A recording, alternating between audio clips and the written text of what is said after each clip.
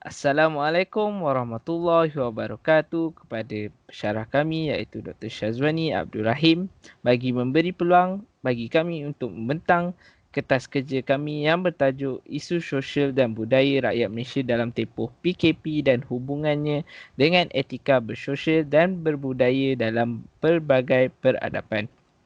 Saya Muhammad Iqbal bin Muhammad Salim dan rakan-rakan saya juga Fawaz bin Muhammad, Muain Ali Abqari bin Fazli, Muhammad Alif bin Muhammad Zani, Syekh Muhammad Faris bin Muhammad Nazri akan membentang kertas kerja kami. Saya akan membentangkan mengenai pengenalan kertas kerja kami. Saudara Muain pula akan membentang mengenai sektor pekerjaan semasa wabak COVID-19.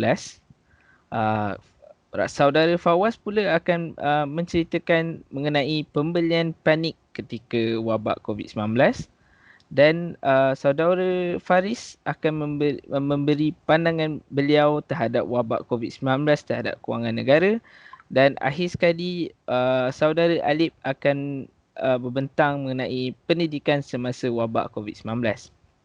Saya akan meneruskan pembentangan ini dengan pengenalan kertas kerja kami. Wabak COVID-19 tiba di negara pada 25 Januari 2020 di mana warga negara China yang memasuki negara melalui sempadan negeri Johor dan Singapura merupakan kes pertama di Malaysia. Bermula daripada kes pertama di Malaysia, kes wabak COVID-19 meningkat sejurus daripada itu. Dan ianya bermula gelombang pertama. Dan kita sekarang berada pada gelombang ketiga dan kes wabak COVID-19 semakin meningkat. Dan setakat ini belum mempunyai penurunan yang besar. Bagi mengekang penurunan wabak COVID-19, Kerajaan Malaysia sudah melaksanakan Perintah Kawalan Pergerakan bagi mengurangkan kes wabak COVID-19 di Malaysia ini. Kita sebagai rakyat Malaysia harus mematuhi Perintah Kawalan Pergerakan seperti tidak merentas negeri sesuka hati dan juga memakai topeng muka semasa kita keluar. Wabak COVID-19 ini mempunyai impak besar terhadap negara Malaysia seperti impak terhadap sektor pekerjaan, kekurangan barang keperluan, kewangan negara dan sistem pendidikan. Wabak COVID-19 ini bukan saja telah memberi impak kepada negara Malaysia tetapi di seluruh dunia di mana kita tidak boleh menikmati kehidupan kita yang lama seperti bersukaria keluar dan juga merentas sempadan di negara lain dan sebagainya. Kita haruslah berwaspada dengan penularan wabak COVID-19 ini di mana wabak COVID-19 ini merupakan wabak yang senang dijangkiti dan ianya bahaya bagi manusia. Saya akan memberi laluan kepada saudara Muain untuk membentang sektor pekerjaan semasa wabak COVID-19 ini. Baik, Assalamualaikum. Terima kasih kepada saudara Hikal. Seterusnya saya akan membentangkan mengenai sektor pekerjaan sebelum dan selepas pelaksanaan Perintah Kawalan Pergerakan PKP. Sebelum berlakunya pandemik coronavirus 19 COVID-19, banyak kilang dan bangunan telah dan sedang dibina di Malaysia. Secara tidak langsung, ia memberikan banyak peluang pekerjaan kepada masyarakat. Banyak juga syarikat-syarikat yang menawarkan peluang pekerjaan kepada rakyat. Kemudian, pada 16 Mac 2020, Malaysia dikejutkan dengan berita tentang peningkatan wabak COVID-19 secara mendadak. Jadi, banyak syarikat atau kilang terpaksa ditutup kerana PKP dilaksanakan. Segala aktiviti terpaksa diberhentikan, tidak kira sektor pekerjaan, pelaksanaan PKP ini juga menyebabkan banyak syarikat dan pekerja telah memilih untuk bekerja dari rumah. Seterusnya, apakah kesan Perintah Kawalan Pergerakan PKP kepada pekerja? Banyak syarikat dan kilang mengalami kerugian dalam pendapatan dan pengeluaran hasil mereka. Kita juga perlu tahu tidak semua pekerjaan boleh dilaksanakan dari rumah. Contohnya sektor perkilangan dan pembuatan. Dengan keadaan itu, tidak hairanlah banyak pekerja terpaksa diberhentikan ataupun dibuang atas alasan mereka tidak dapat bekerja dari rumah. Akibatnya, banyak pekerja mula menganggur. Antara golongan yang banyak menerima nasib malang seperti ini adalah golongan yang berpendapatan rendah iaitu B40 dan sederhana iaitu M40. Ini kerana golongan ini kebanyakannya tidak memiliki simpanan ataupun tabung. Dan apakah kaitan sektor-sektor ini dengan etika dan peradaban? Seperti yang kita tahu, etika pekerja amatlah penting supaya dapat mengekalkan produktiviti. Cara beretika juga telah berubah bagi mereka yang bekerja dari rumah. Antaranya ialah pekerja perlu berdisiplin. Selain itu, apabila bekerja dari rumah, penjumpaan ataupun meeting atas talian sering dilakukan. Meskipun bekerja dari rumah, etika semasa perjumpaan atas talian mestilah dijaga oleh pekerja dengan berpakaian kemas, kekemasan muka, hadir awal dan memberikan perhatian. Budaya bekerja juga telah banyak berubah sejak pelaksanaan PKP, dari bekerja di pejabat hingga bekerja dari rumah. Jadi dengan budaya baru ini, pekerja perlu membiasakan diri mereka dengan suasana bekerja berseorangan. Baik, seterusnya saya akan serahkan pembentangan ini kepada saudara Fawaz bin Muhammad. Terima kasih. Terima kasih saudara Mu'ain. Mic test 1, 2, 3. Assalamualaikum warahmatullahi wabarakatuh. Saya Fawaz bin Muhammad akan menerangkan tentang aktiviti pembelian panik. Kekurangan barangan keperluan harian disebabkan oleh pembelian panik. Kerajaan Malaysia telah memberi jaminan kepada rakyatnya bahawa stok barangan keperluan harian adalah cukup semasa tempoh Perintah Kawalan Pergerakan yang diadakan. Kerajaan juga telah menetapkan beberapa etika dan peraturan yang perlu dilakukan oleh setiap individu semasa melakukan aktiviti pembelian dan akan mengeluarkan saman kepada individu yang tidak dapat mematuhi peraturan tersebut. Walau bagaimanapun, masih ada segelintir individu yang tidak mematuhi peraturan tersebut dan menyebabkan aktiviti pembelian panik semakin berleluasa dan menyebabkan stok barangan semakin berkurang. Seterusnya, wujudnya pembelian panik. Sejurus sahaja kerajaan Malaysia mengisytiharkan Perintah Kawalan Pergerakan, rakyat Malaysia telah mula melakukan aktiviti pembelian di pasar raya dan juga di kedai runcit. Walau bagaimanapun, terdapat beberapa berita palsu yang menyebabkan beberapa individu berasa tidak tenang dan gelisah lalu mencetuskan aktiviti pembelian panik. Hal ini menyebabkan beberapa pasar raya dan kedai runcit terpaksa menambah dan melakukan pesanan bagi stok barangan yang sudah habis. Selain itu, wujudnya perkara yang tidak diingini seperti berlakunya insiden tolak-menolak berebut barang yang menyebabkan pergaduhan dan konflik antara rakyat Malaysia. Di samping itu, terdapat juga laporan yang menyatakan bahawa segelintir pemilik kedai runcit yang tidak bertanggungjawab telah menaikkan harga barang pada beberapa barang keperluan harian yang penting bagi mengaut untung yang lebih besar. Oleh itu, kerajaan Malaysia telah mengambil tindakan yang tegas kepada individu yang menaikkan harga barang mengikut Akta Kawalan Harga dan Anti Pencatutan 2011, Akta 723. Oleh itu, rakyat Malaysia perlulah sentiasa tenang dan mengikut etika dan peraturan yang telah ditetapkan oleh kerajaan bagi mengelakkan dari berlakunya perkara-perkara yang negatif. Next, stok barang keperluan harian semakin berkurang. Kesan daripada pembelian panik telah menyebabkan barangan keperluan harian semakin berkurang dengan mendadak. Hal ini telah menyebabkan stok bekalan di pasar raya dan kedai runcit semakin berkurang dan kilang terpaksa mempercepatkan proses penghasilan barangan tersebut. Oleh yang demikian, ia juga telah menyebabkan pekerja-pekerja kilang terpaksa bekerja melebihi waktu bekerja mereka bagi memenuhi permintaan daripada pelanggan. Selain itu, kekurangan stok barang keperluan harian boleh memberi impak yang besar kepada pihak yang kurang berkemampuan. Oleh itu, mereka terpaksa mengikat perut dan bersabar bagi membolehkan mereka untuk membeli barangan keperluan harian. Akan tetapi, wujudnya pihak-pihak yang bertanggungjawab telah tampil ke hadapan bagi membantu mereka yang kurang berkemampuan seperti Ustaz Abid Liu yang selalu menghulurkan bantuan kepada mereka yang lebih memerlukan. Oleh itu, rakyat perlulah lebih prihatin dan tidak bersikap mementingkan diri sendiri dan berbelanja mengikut kemampuan masing-masing. Akhir sekali, keadaan ekonomi negara yang semakin merosot. Ekonomi negara juga turut terkena terpias daripada aktiviti pembelian panik ini. Terdapat dua pendapat daripada ahli ekonomi tentang kemerosotan ekonomi yang disebabkan oleh pembelian panik. Yang pertama, mereka menyebabkan bahawa ekonomi negara di Asia Tenggara masih lagi tidak kokoh dan aktiviti pembelian panik ini mampu menyebabkan inflasi. Selain itu, harga barangan turut atau meningkat kerana permintaan yang tinggi daripada pelanggan menyebabkan individu yang kurang pendapatan tidak mampu untuk membeli barangan keperluan harian mereka.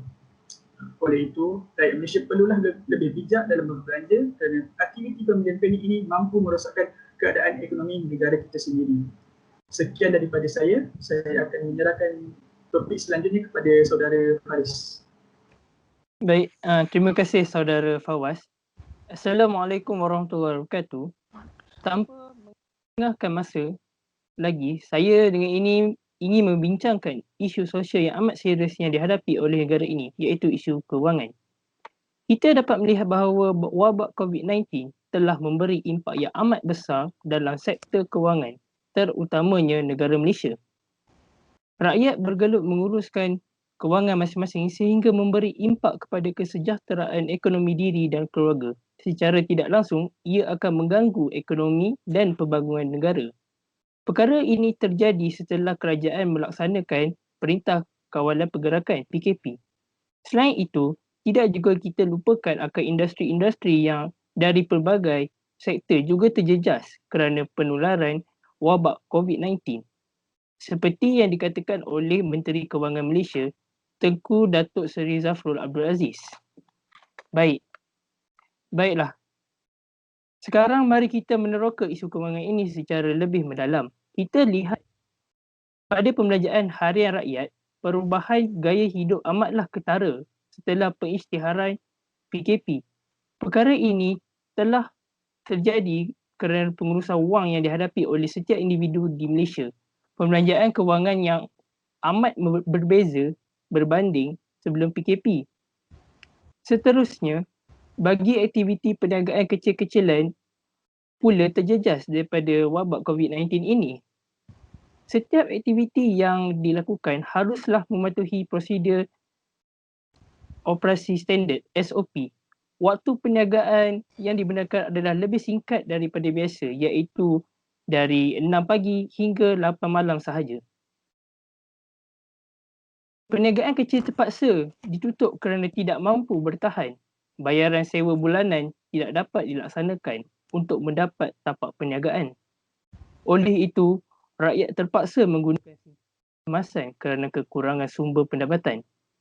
Keluarga berpendapatan rendah adalah salah satu mangsa bagi pandemik COVID-19. Situasi mereka boleh dikaitkan dengan peribahasa kais pagi makan pagi, kais petang makan petang. Menurut Profesor Madya Dr. Muhammad Fazli Sabri, sebanyak 71.4% yang bekerja sendirian mempunyai simpanan untuk berbelanja kurang daripada tempoh sebulan.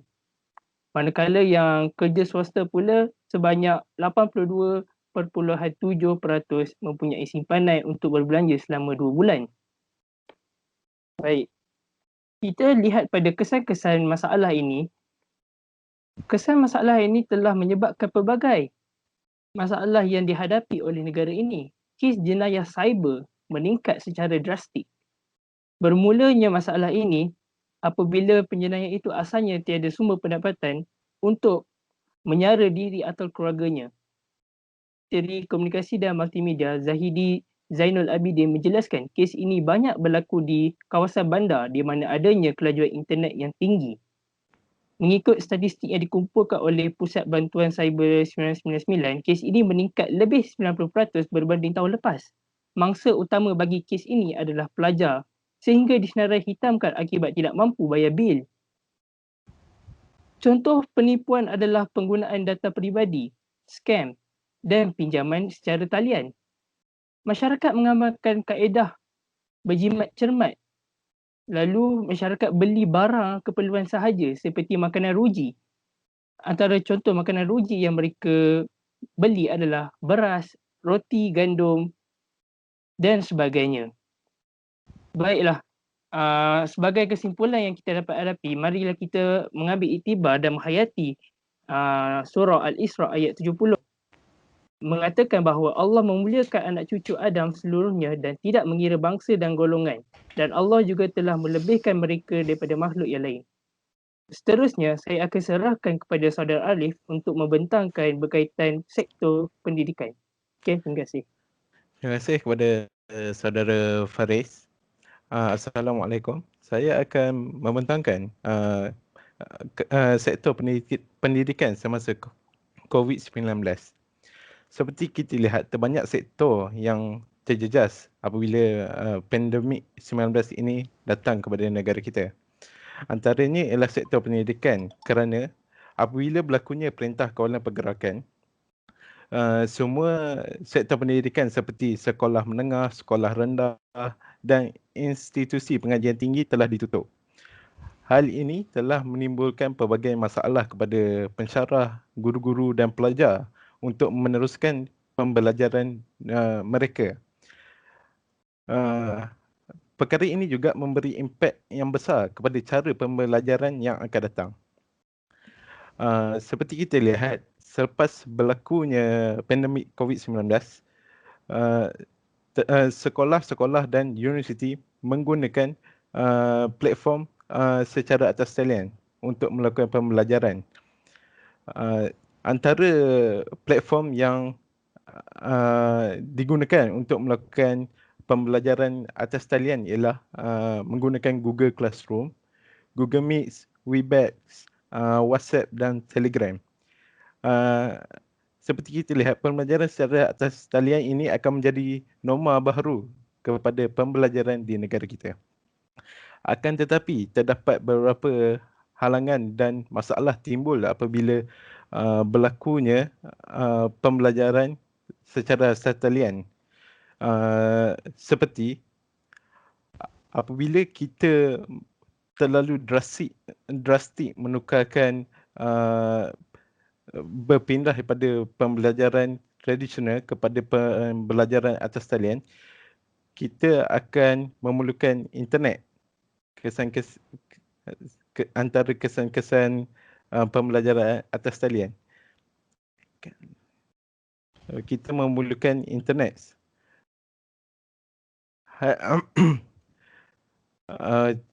Akan tetapi kita tahu yang bahawa capaian di internet di dalam negara kita tidak meluas, kerana terdapat beberapa kawasan seperti Sabah, Sarawak masih tidak mendapat masih tidak mendapat capaian internet. Seperti kita lihat terdapat dalam akhbar berita harian, seorang pelajar yang bernama Viviana terpaksa memanjat pokok untuk mendapatkan talian internet untuk menjawab peperiksaan. Selain itu, masalah yang timbul semasa pembelajaran atas talian ialah terdapat pelajar yang tidak mempunyai peranti seperti tablet, komputer dan telefon bimbit untuk melakukan pembelajaran atas talian. Selain itu, sistem pendidikan Malaysia juga masih tidak mampu untuk menanggung pembelajaran di atas talian kerana terdapat pengajar yang masih tidak mahir dalam menggunakan platform atas talian dan masih terdapat pelajar yang terpinggir kerana tidak cukup bahan-bahan. Cara-cara mengatasi masalah yang timbul ialah kerajaan dan organisasi luar dan pihak universiti boleh memberi kerjasama dengan memberi sumbangan kepada pelajar-pelajar untuk meneruskan pembelajaran mereka. Seperti yang kita lihat, ada Yes Communication dan YTL Foundation telah bekerjasama memberikan 40 GB internet percuma kepada pelajar-pelajar yang melakukan pembelajaran secara atas talian. Selain itu, ada juga organisasi konfeti yang memberi bantuan kemudahan komputer riba percuma kepada pelajar universiti yang memerlukan komputer riba.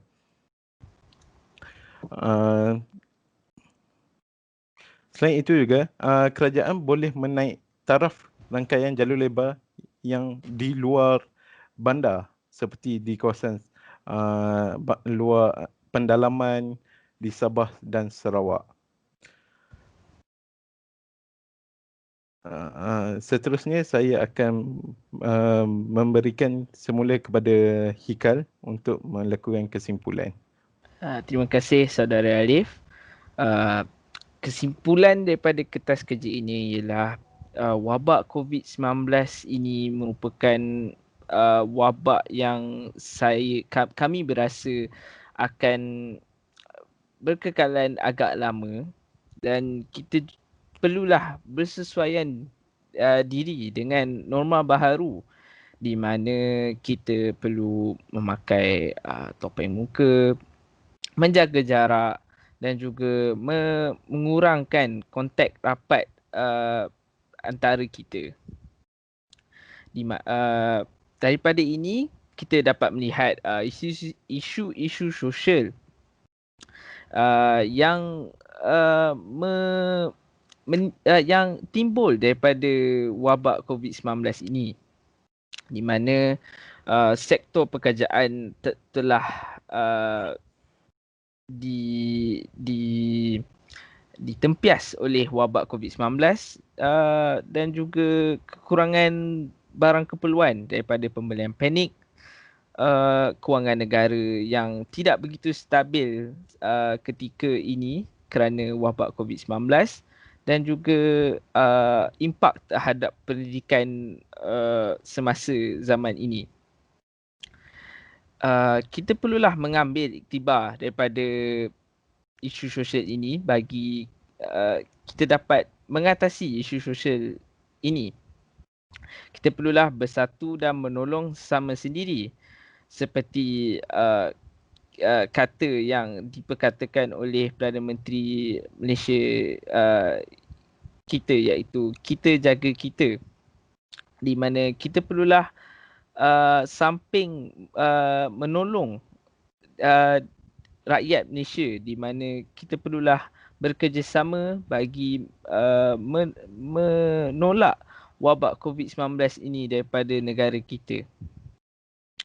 Daripada ini, pihak berkuasa perlulah juga memainkan peranan yang lebih besar bagi menolong rakyat, di mana memberi bantuan ataupun mempercepatkan usaha vaksin COVID-19 ini, di mana ianya dapat membantu peluang kita untuk menikmati kehidupan kita dahulu. Kesimpulannya, wabak COVID-19 ini merupakan perubahan kehidupan bagi kita semua, dan kita perlulah memastikan bahawa wabak ini dibenteras oleh kita, dan kita perlulah juga mengambil iktibar daripada isu sosial yang diperkatakan. Itu saja daripada kami. Terima kasih.